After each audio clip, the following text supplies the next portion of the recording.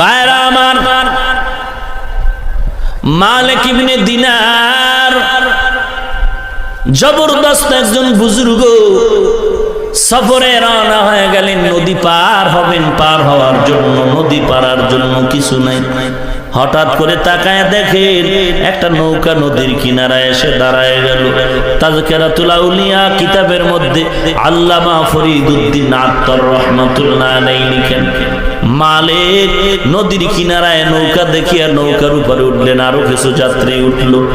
নৌকা নদীর মাঝে যাওয়ার পর মাঝি ডাক দিয়ে কয়, তাড়াতাড়ি আমার নৌকার কেরায়া দাও, ভাড়া টাকা দিয়ে দাও।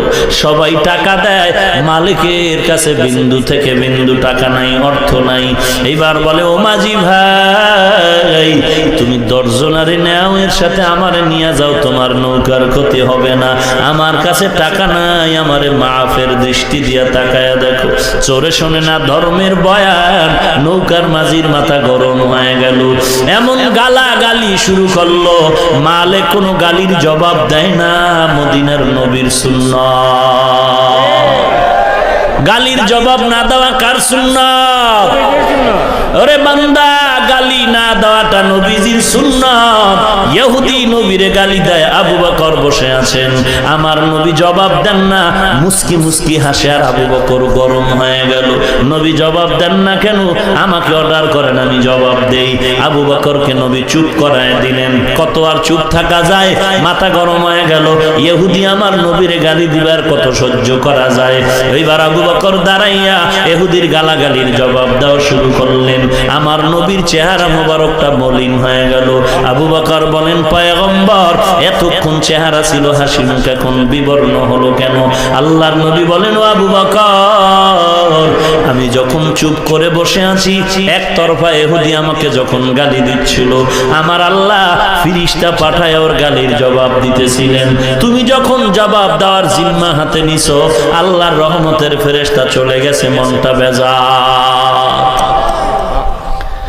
নৌকার মাঝি মালিকের গালি দেয়, মালিক জবাব দেয় না। কত সহ্য করা যায়? সীমা পেরিয়ে গেল। মালিক সহ্য করতে না পেরে চাইছিল মাওলার কাছে কিছু বলবে না, চুপচাপ থাকবে, চলে যাবে। এমন গালি শুরু করলো, মালিক আর ধৈর্যের বাঁধ বেঁধে রাখতে পারলেন না। সাথে সাথে কলবের সম্পর্কের তারটা খোদার সাথে লাগায় দিলেন। ও দয়ার মালিক, আমি তোমার গোলাম, মালিকের ইজ্জত যেন নষ্ট না হয়। আমি তোমার গোলামি করি, তোমার মহব্বতের বান্দা আমি, আমার ইজ্জত তুমি রক্ষা করে দাও। নৌকার মাঝির জবানে তালা লাগায় দাও। আল্লাহ কয়, ওরে নদীর মাছ, জলদি করে যা, স্বর্ণের টাকা নিয়া আমার মালিকের সামনে হাজির হয়ে যা।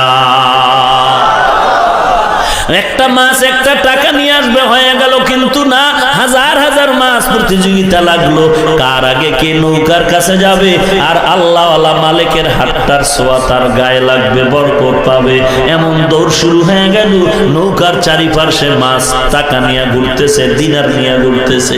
নৌকার মাঝিরে মালিক কয়, কত টাকা লাগবে রে দুনিয়া লোভী বাটপার, কত টাকা লাগবে ল। এবার মালিকের টাকা দেখার অবস্থা দেখা ও নৌকাওয়ালার অন্তরে ভয় এসে গেল।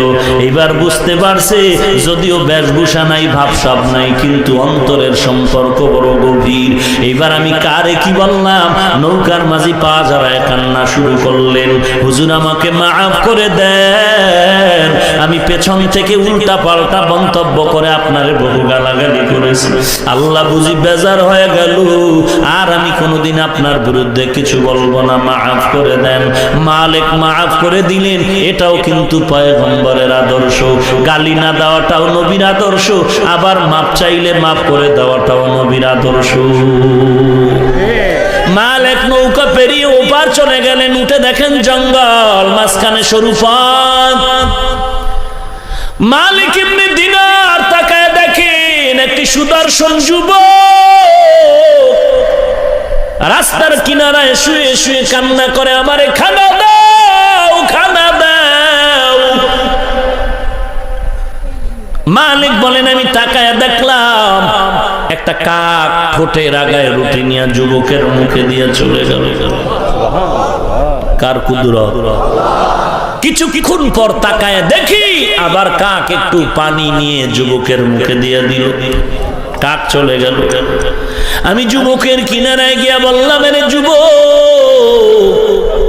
কই যাও, কই তোমার পরিচয় কি, তোমার পরিচয় কোথায়, তোমার ঘর? যুবক বলে, আমি আল্লাহর ঘর জিয়ারতের জন্য সফরে রওনা হয়েছি। আমার সফর সাথীদেরকে কোনো একটা ঝামেলার কারণে আমি পিছে পড়ে গেলাম, হারায় গেল। বাইতুল্লাহ যাওয়া বুঝি আমার হলো না। আমি এখানে দীর্ঘ 1 সপ্তাহের কিনারায় পড়ে আছি, খানা নাই। মাটিতে পড়ে পড়ে আমি আল্লাহর দরবারে খানা চাইলাম আর কাঁদলাম। কান্নার পরে আল্লাহ আসমান থেকে কুদরতি জিম্মায় রিজিকের ব্যবস্থা করে দিলেন। রিজিকের মালিককে আল্লাহ। আরো জোরে বলেন আল্লাহ। মালিক বলেন, এবার আমি আমার একটু পানির পিপাসা লাগলো, কোথায় পাই পানি? মরুভূমি, জঙ্গল। জঙ্গলার ভেতরে পানি তালাশ করে খুঁজে খুঁজে দেখলাম একটা ভেতরে জঙ্গলার মাঝে একটা পানির কূপ দেখা যায়। মালিক বলেন, আমি পানির কূপ থেকে গিয়া পানি পান করব। হঠাৎ করে তাকায় দেখি আল্লাহ তাআলার ভিন্ন মাখলুক হরিণ এসে পানি পান করতেছে কূপের থেকে। আমি দূরে ঘুরতে ঘুরছিলাম, ওর কাছে যাই না। হরিণেরা চলে যাবে, এরপরে আমি পানি পান করব। এরা কূপের কিনারায় দাঁড়ায় দাঁড়ায় পানি পান করে। মালিক বলেন, আমি হরিণরা চলে যাওয়ার পর পানি উঠানোর জন্য আমি পাত্র তালাশ করলাম আর রশি তালাশ করলাম। রশি আর পাত্র নিয়ে বালতিটা ওই পানির কূপে ফেলে পানিটা উঠাইয়া যখন আমি পান করব, মনে মনে একটা প্রশ্ন করলাম, ও আল্লাহ, হরিণেরা পানি পান করলো কূপের থেকে, বালতি লাগলো না, পাত্র লাগলো না, রশি লাগলো না। আমিও তো তোমার গোলাম, হরিণের থেকে তো মর্যাদা আমার মোটেও কম না। আল্লাহ গো, তুমি তো ভিন্ন মাখলুকের চেয়ে বান্দার, তোমার বান্দার মর্যাদা বাড়িয়েছো। আমি কেন পাত্র দিয়া পানি পান করতে হবে? হরিণের তো তুমি পাত্র ছাড়া পানি মুখের আগায় নিয়ে দিলা। আল্লাহ অন্তরে জবাব ঢেলে দেয়, মালিক, ওরা যেমন আমি আল্লাহর উপরে ভরসা করেছি, আমি ওদের ঠোঁটের আগায় পানি পৌঁছায় দিয়েছি। ও মালিক, তুমি যদি বালতির উপরে, পাত্রের উপরে ভরসা না কইরা আমি আল্লাহর শরণাপন্ন হইতি, আমি আল্লাহ তোর মুখে পানি পৌঁছায় দিতাম।